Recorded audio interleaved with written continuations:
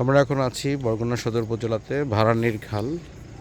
এই ভাড়ানির খাল এটা শহরের ভেতরে প্রবাহিত হয়েছে, বরগুনা পৌরসভা এলাকার ভেতরে তো প্রবাহিত হয়ে এদিক দিয়ে এসে এটা ডাউন স্ট্রিমে ভাড়ানির খালটি পরবর্তীতে সামনে গিয়ে আরও বড় করে নদীতে গিয়ে মিশেছে। খালটি এদিকটাতে অনেক সুন্দর, অনেক প্রশস্ত হলেও শহরের ভিতরে খালটি সঠিক রক্ষণাবেক্ষণের অভাবে এবং মানুষের অসচেতনতার জন্য খালে প্রচুর দূষণ দেখা গেছে। অনেক বর্জ্য এবং খালের আশেপাশে ময়লা ফেলা হয়। এই ব্যাপারটা আমি আশা করি বরগুনাবাসী আরও সচেতন হবে।